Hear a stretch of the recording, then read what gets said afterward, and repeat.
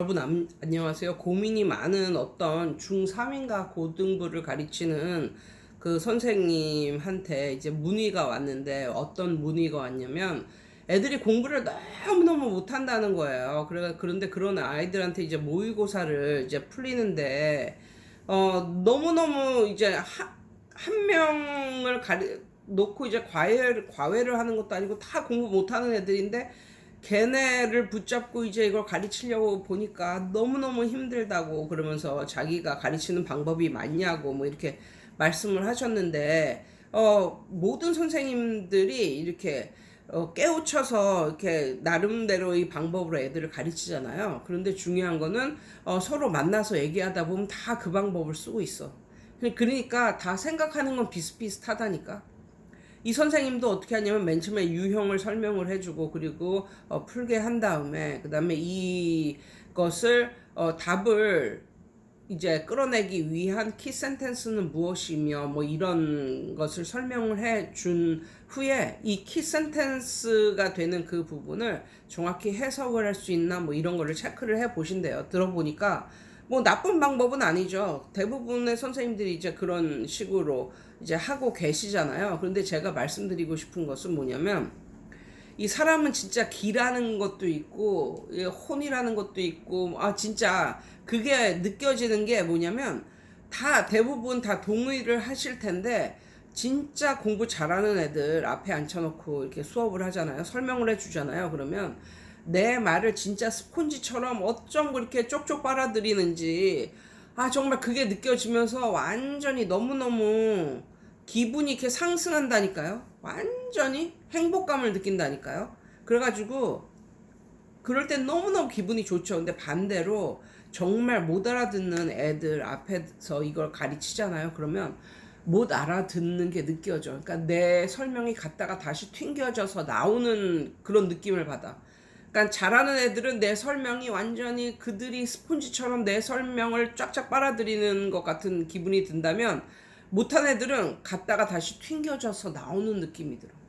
그럼 너무 좌절하고 너무 싫죠. 그러니까 걔네가 잘 못 알아듣는다니까. 그런데 그런 아이들을 위해서 제가 선생님한테 말씀드릴 게 뭐냐면, 대면이지만 비대면 수업을 한번 해봐라. 그런 걸 한번 권장드리고 싶어요.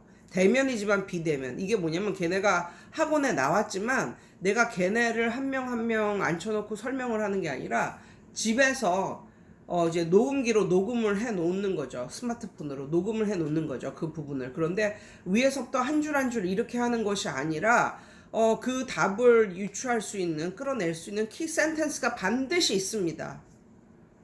그 부분만 딱 집어서 설명을 해주고, 이제 그렇게 설명을 해 주시는 거예요. 그렇게 하면 정말 진도가 잘 나갑니다. 쭉쭉쭉쭉 나가요. 그런데 선생님은 그러실지도 몰라요. 이거 진도만 나가지 애들이 하나도 못 알아들으면 어떡하냐 뭐 이렇게 말씀을 하시는데, 꼭 그렇지는 않아요. 그리고 꼭 애들이 배우는 게 선생님 입을 통해서만 나오는 그것으로만 배운다고 착각을 하지 마세요. 애들은 세상의 모든 자기의 주변에 있는 모든 세상으로부터 다 배운다. 그리고 아이들이 세상에 태어났을 때는 정말 그 세상으로부터 누구를 통해서라도 어떤 환경 속에서도 배울 수 있게 만들어졌다. 이것을 좀 기억을 하시고요.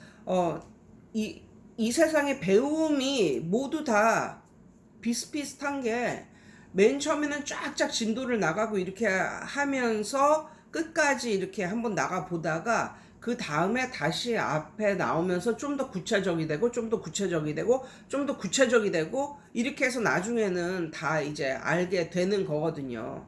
근데 만약에 맨 처음부터 우리 선생님들 완벽주의자잖아요. 완벽하게 이 한 지문 하나하나도 놓치지 않을 거예요. 이러면서 그런 식으로 꼼꼼하게 해주다가는, 이제 학생 입장에서는 이런 거죠. 아주 그냥 빡세게 하루 종일 한 2시간 설명 들었어. 그런데 세 문제 풀었어. 세 문제 설명 들은 거야. 뭐 이런. 그럼 얼마나 허탈하겠습니까? 나는 이거 언제 다 푸냐? 얼마나 허탈하겠어요. 그러니까 그런 게 아이들의 길을 꺾는다니까요. 그렇게 하지 말고 쫙 풀리게 하고, 얘가 뭐 어떤 짓을 해서 어떻게 뭐 생각을 해서 풀었던지 간에 이미 맞은 거는 넘어가. 맞은 거는 넘어가고, 틀린 거는 선생님이 미리 녹음하신 그거를 들려줘서 혼자 그것을 들으면서 공부를 할 수 있게, 뭐 이런 식으로 공부를 하면 하루에 한 열을 뭐 10개 정도의 지문을 아이들이, 10개에서 15개 그 정도의 지문을 아이들이 풀 수가 있고, 그리고 쭉쭉 나간 다음에 저는 5개나 10개 단위로 거기에 나왔던 단어를 외우게 시키는데, 그게 이제 외우게 시킨다는 게 정말 철자 하나도 그냥 철저하게 이렇게 외우게 시키는 게 아니라, 내가 어떤 발음을 했을 때 그 아이가 그게 무슨 뜻이라고 말을 하면, 그리고 그게 맞으면 그것으로 된 거예요. 그 정도로 다시 풀게 한다. 맞은 건 빼고 틀린 것만 설명을 듣게 한다. 그리고 얘가 만약에 뭐 17번서부터 뭐 22번까지 풀었다 하면, 이제 그 안에 나온 단어를, 그 안에 나온 단어를 외우게 한 후, 그러니까 즉석에서 외우는 거예요. 저 같은 경우는 하루에 2시간씩이니까, 매일 2시간씩이니까 이게 가능한 거예요. 그러니까 대신 집에서 뭐 해오는 숙제가 없어요.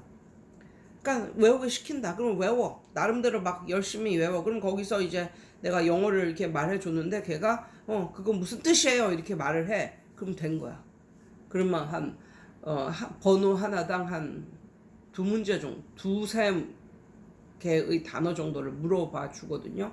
그렇게 하면 아이들도 하고 노는 게 편하고, 편하고, 그리고 쭉쭉 진도를 나가니까 하루라도 안 빠지려고 노력을 하고, 그렇게 12월, 1월, 2월 이렇게 딱 가잖아요. 그러면 애들이 정말 감사하다고, 이제 뭔가가 터득이 됐다고, 정말 선생님은 훌륭한 사람이라고 막 이러면서 그러지. 여태까지 그렇게 수업을 했는데 이렇게 해봤자 아무것도 뭐 남은 게 없다 이렇게 욕하는 한 명도 못 봤어요. 한 명도. 이렇게 공부를 하니까 너무너무 좋아요. 뭐 이런 식으로, 그런 식으로 나왔거든요. 그래서 선생님께 제가 말씀드릴 거는, 쭉쭉 나가라. 그리고 대면이지만 비대면 수업을 한번 해봐라. 그런 것을 한번 조언해 드리고 싶어요. 어떠신가요? 다른 분들은 어떠신가요? 여러분 오늘도 좋은 하루 되세요.